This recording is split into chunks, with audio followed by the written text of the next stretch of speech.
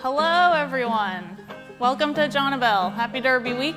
My name is Brianne and I'm going to be showing you guys around Jonabell today. So we're going to do a tour of our Stallion complex, see our stallions, including 2 Kentucky Derby winners, Street Sense and Nyquist, and just kind of get to know what we do around here and get excited about Derby Week. So follow me, we'll head on into the trophy room and get started.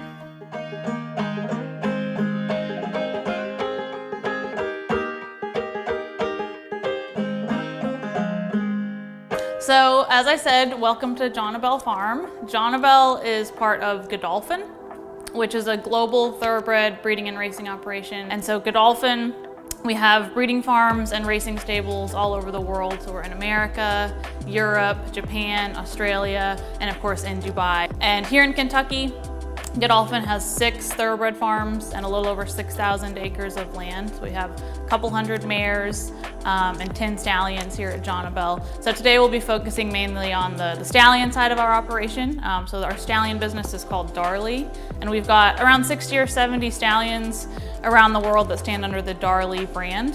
So we have 10 stallions here in America that stand here at Jonabell, including, as I said, 2 Kentucky Derby winners here, which is really cool. And then also we've got Bernardini, who's the sire of one of the favorites for the Kentucky Derby as well. So we've got Derby fever here already. A little bit of a delayed Derby this year, but we're excited that it's gonna get to run finally on Labor Day weekend, and we're really looking forward to it.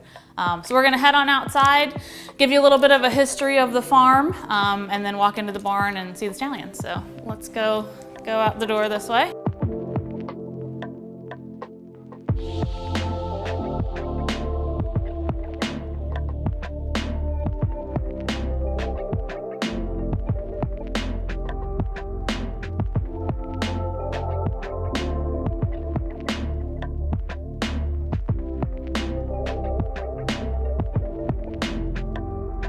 So this is the Stallion complex here at Jonabell.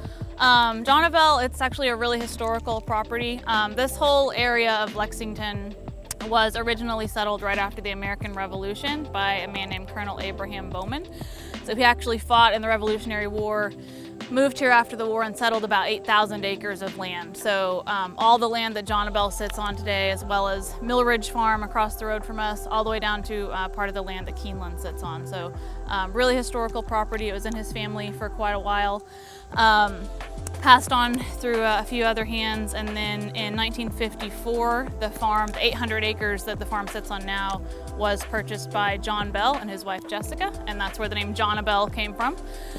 So they bought the farm in '54, owned it for almost 50 years. Lots of good horses were born here during the Bell ownership. Damascus, one of the best horses in history. He's probably the best horse that was ever bred here.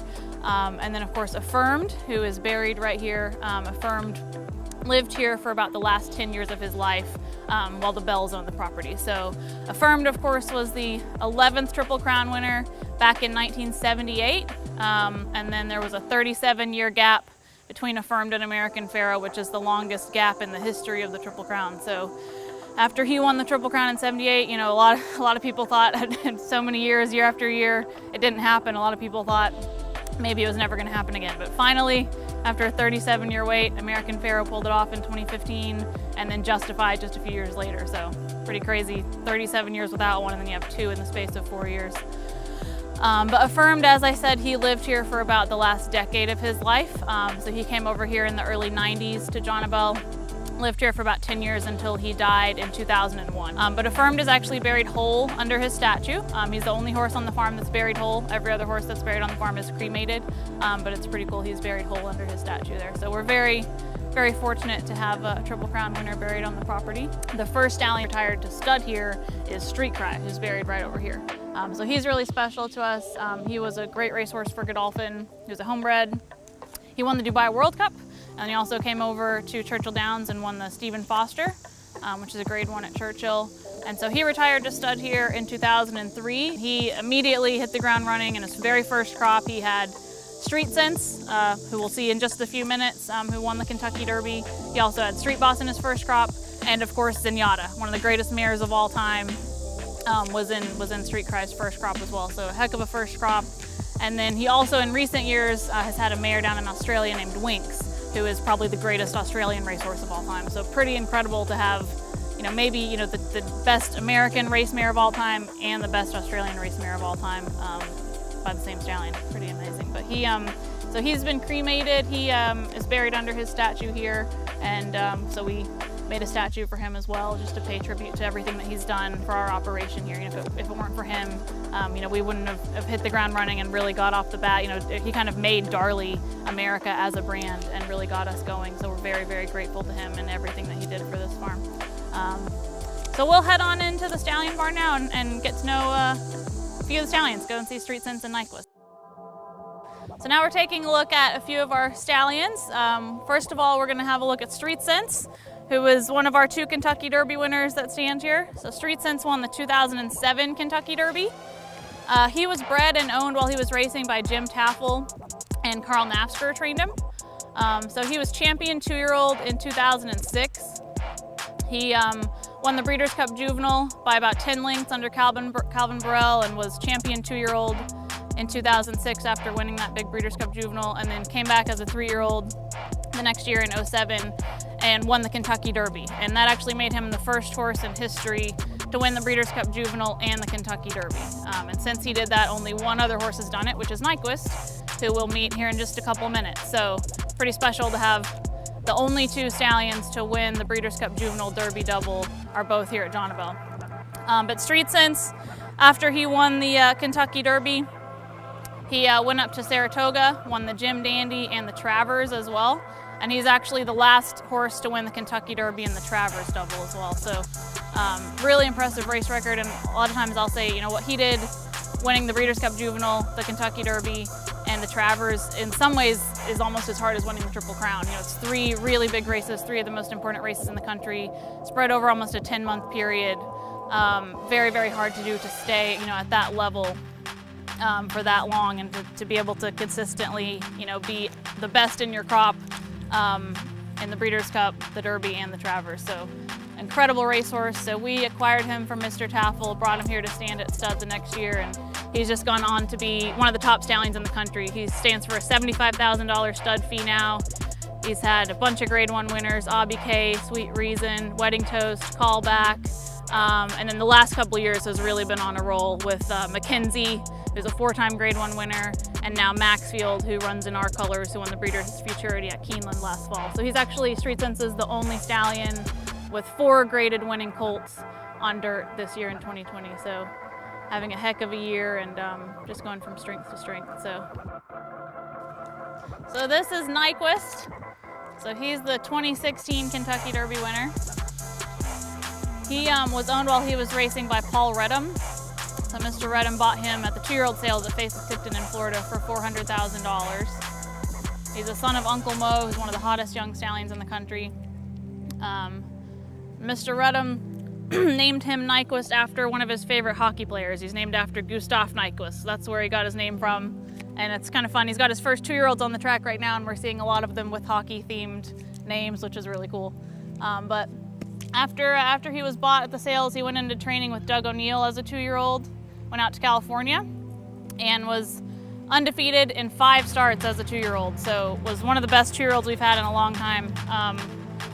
Broke his maiden first time out at Santa Anita, went to Del Mar, won the Grade 2 Best Pal, then won the Del Mar Futurity, the Front Runner, and then shipped here to Keeneland and won the Breeders' Cup Juvenile. So 3-time Grade 1 winner as a 2-year-old, undefeated in 5 starts, and then came back the next year as a 3-year-old, won the San Vicente out in California, shipped cross country to win the Florida Derby, and then went to Churchill Downs and won the Kentucky Derby. So he was undefeated in his first 8 races. Just the second horse besides Street Sense to win the Breeders' Cup Juvenile and the Kentucky Derby, and he was the first undefeated 2-year-old champion to win the Kentucky Derby since Seattle Slew back in the 70s. So just a phenomenal racehorse. Great pedigree, obviously being a son of Uncle Mo. So he was really well received immediately when we retired him to stud here in 2017. So he stands for a $40,000 stud fee, has been at that level since he started, and has been booked full. About 150 mares will be a full book here at Jonabell, and he's been booked full every year. And it's pretty impressive, for a stallion to start off at 40,000 and stay at their original fee, continually breeding a full book every year. A lot of stallions you'll see be discounted, later on in their third and fourth year, but he's been just as popular, if not more popular, this year in his fourth year than he was in year one, which is incredible. His yearlings were really well received at the sales last year. He was the leading first crop yearling sire. They averaged 236,000. And then he's off to a flying start right now. He's got his first 2-year-olds hitting the track right now. He's had 3 winners. He had his first winner was Dreamquist over at Ellis Park for Kenny McPeak. She won by 4 lengths. She's pointing to the Pocahontas, grade 3 at Churchill Downs next month, so pumped about that. And then he had his next 2 winners on the same day within about 15 minutes of each other. A few weeks ago, he had Lady Lily. She won on debut for Phoenix Thoroughbreds, and Steve Asmussen up at Saratoga. And then he had Gretzky the Great for Mark Cassie and Eclipse Thoroughbreds, and Gary Barber won by 4 lengths at Woodbine, and then came back this past weekend actually and won a stake up at Woodbine as well, won the Soaring Free Stakes. So that's pretty impressive for him to already have his first black type winner at this point in the year with his first 2-year-olds is really exciting. So definitely looking forward to the rest of this year and seeing what his babies continue to do on the racetrack this year. But from what they've shown so far, it looks like the sky's the limit. So pretty excited about it. So Steve, this is Steve here. He looks after him, and they're good buddies.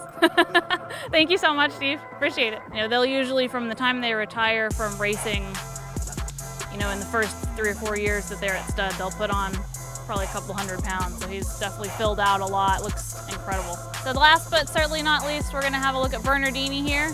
So Philip Hampton looks after him. He's been with him the whole time that he's been here. Bernardini is a homebred, so he's extra special to us here. He is probably my favorite. I'm a bit partial, but he's my favorite of all of our stallions. I think he is just the most beautiful horse I've ever seen in my life. So he was trained by Tom Albertrani. He did not run in the Kentucky Derby, but he did win the Preakness Stakes, which is, of course, the middle jewel of the Triple Crown. He also won the Travers, the Jockey Club Gold Cup, and was second in the Breeders' Cup Classic. Retired to stud here back in 2007 after being named champion 3-year-old colt of 06, and has just been an incredible stallion ever since. He has 15 Grade 1 winners. He's turned into probably the best young broodmare sire in the world. He has 9 Grade 1 winners as a broodmare sire already, which as a 17-year-old stallion, no stallion in history has ever had more Grade 1 winners as a broodmare sire at age 17 than Bernardini does right now. And then the most exciting thing going on right now with him is he's the sire of Art Collector, who's going to be probably the second choice in the betting on Kentucky Derby Day, so one of the favorites. Art Collector is undefeated this year, so he won an allowance at Churchill. He's run 3 straight triple-digit buyers. So won an allowance at Churchill, got a 102 buyer, went to the Bluegrass Stakes at Keeneland, a grade 2, won that really, really impressively over the Philly Swiss Skydiver, who's going to be one of the favorites in the Oaks, and then just recently won the Ellis Park Derby over at Ellis Park. So just an incredible, incredible horse. He's a homebred for Bruce Lunsford, trained by Tom Drury, and he's going to be very, very tough in the Kentucky Derby. So we're just super excited to see him run in the Derby, and that would kind of be the icing on the cake for Bernardini's stud career. He's done just about everything else. He's had 2 Travers winners, Stay Thirsty and Alpha. He's won, had the winners of just about every major dirt race in America. Is a phenomenal, like I said, phenomenal sire, grandsire, broodmare sire. So for him to get a Kentucky Derby on his resume would just be kind of like the ultimate icing on the cake for his career. But he's such a special horse. He's got an incredible mind, just really, really smart, all class, does whatever you ask him. Just really lucky to have him. So.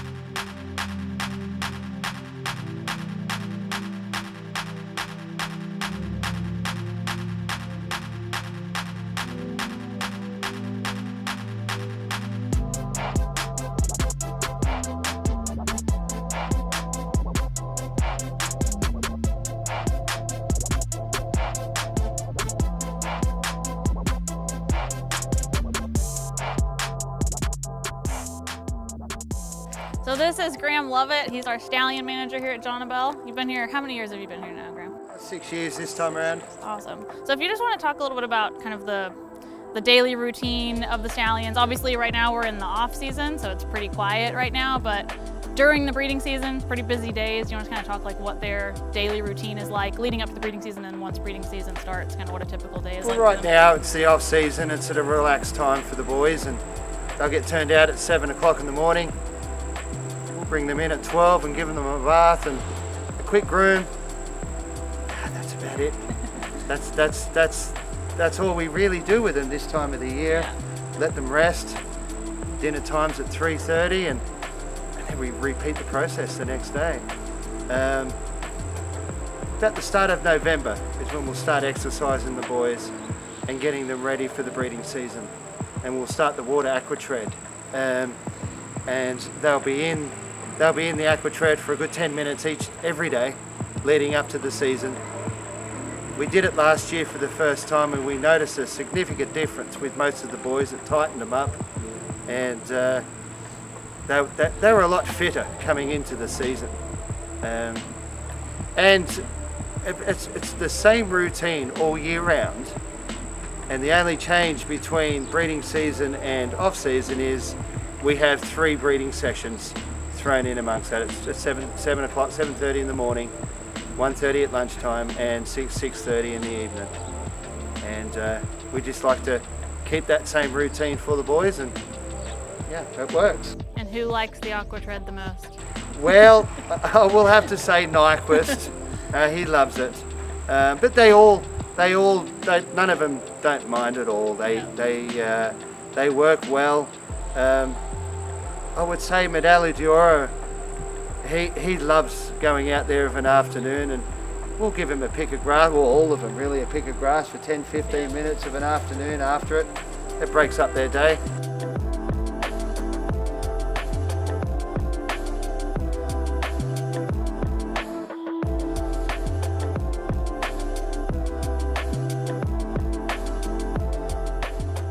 So here we are in our breeding shed. So I thought I would just walk you guys quickly through kind of the breeding process and sort of what goes on leading up to the breeding season, and give you a little bit more insight into the stallion business and kind of what goes on in the stallion business. So our breeding season in the Northern Hemisphere runs from middle of February through the end of June. So it's about 4.5 months long.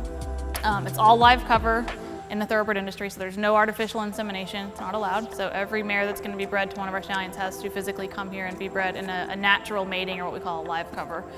And we'll usually set our stud fees for the upcoming breeding season in October or November, so that mare owners have a few months to kind of make their mating decisions before the breeding season starts in February.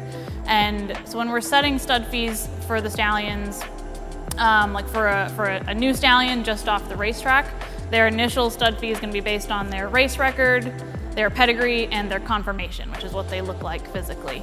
And then, so that's obviously like with Nyquist, for example, when he first retired to stud in 2017, we set his fee at $40,000. It stayed at $40,000 every year. And then now he's got his first 2-year-olds hitting the track this year. So once a horse's first 2-year-olds hit the track in their 4th year at stud, that's when you're gonna watch to see how those 2-year-olds run. And then from there on out, their stud fee is either going to go up or go down depending on how their runners are doing on the racetrack. So kind of their race record and their pedigree a little bit kind of goes out the window at that point, and then it's all about what are the babies doing on the track. And so with Nyquist, fortunately, he's doing great. He's already got a stakes winner, like I said. He's got 3 winners, so hopefully they'll keep coming out running, and his stud fee will get to go up next year. That's the hope. That's what you dream of.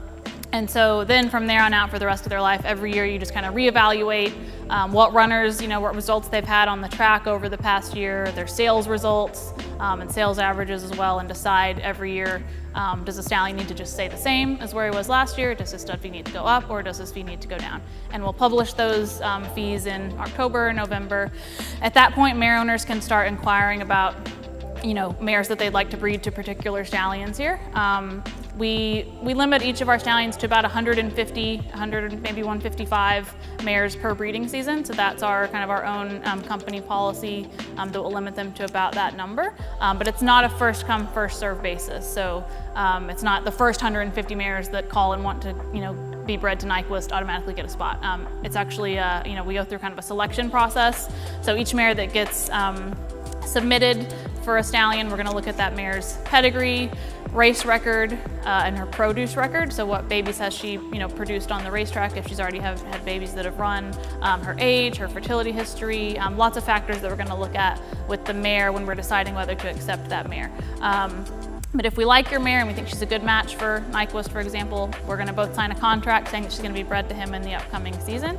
And then once the breeding season starts in February, The actual day and time that she's gonna come here to be bred depends on her estrus cycle. So mares have about a 21-day cycle, so they ovulate about once every 21 days, and we wanna breed her in about the 24 to 48 hours prior to her ovulation. And as Graham said earlier, our breeding times, we breed 3 times a day during the breeding season. So our breeding times are about 7 a.m., 1 p.m., and 6 p.m. So our stallions each have 3 appointments available basically every day that they're available for mares to come and be bred. And so this is the breeding shed right here. So this is where it all happens. We're in the receiving area right now. So this is where the mares will come in and get teased. So we'll have a teaser stallion in here. So we'll bring the mare in, get her teased, and then she's ready to go into the shed. So we'll kind of walk through and just do a quick little walk through one of our actual sheds here. So we actually have 2 breeding sheds in this building. We usually just use one at a time. So this is one of our sheds in here.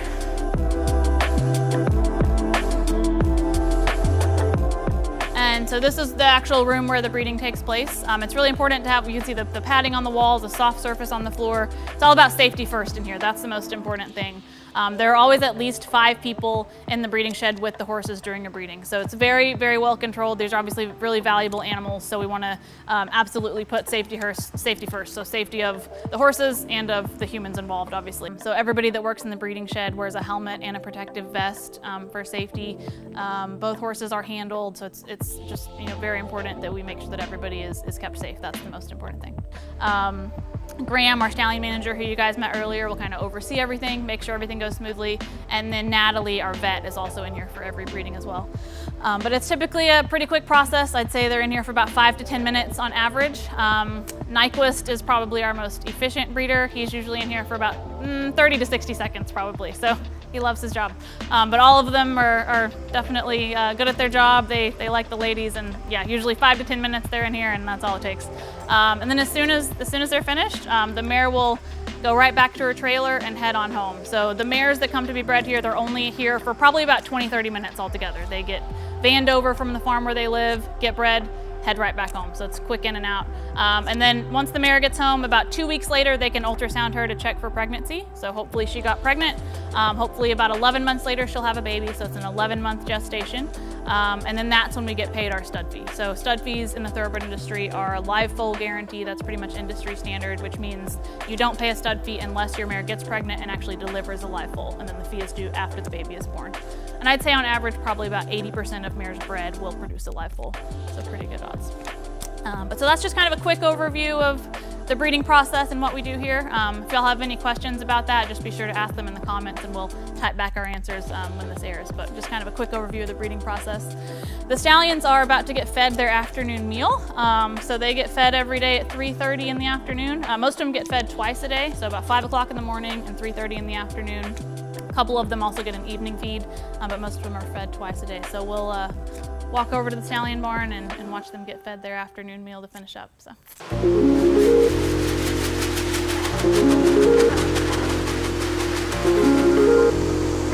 The stallions, like I said, they get fed, most of them twice a day, so this is their afternoon meal, and they get very excited about it. They're very vocal about getting fed.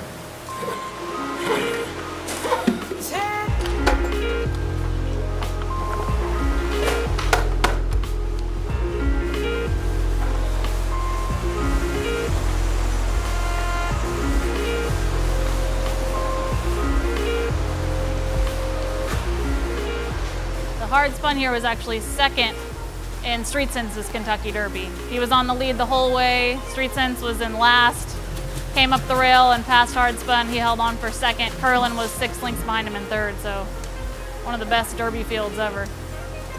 They get a carrot with every meal. I think they go through about 75 pounds of carrots in this barn every week, so lots of carrots.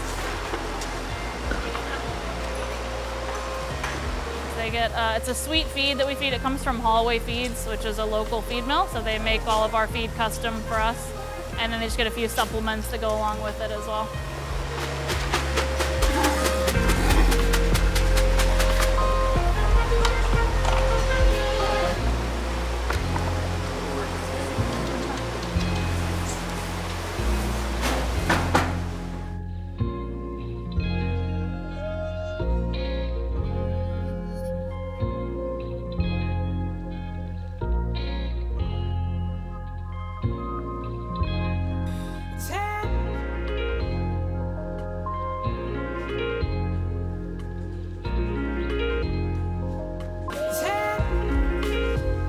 thank you all so much for tuning in and watching today. Happy Derby week, everybody. Hope everybody really enjoys watching the Derby from home this year. But thanks so much for watching and learning a little bit about our Kentucky Derby winners and what we do around here. If anybody has any questions at all about anything that we talked about during the tour or anything that we didn't talk about that you want to know about, just put your questions in the comments and we'll get back to you and answer those as quickly as we can.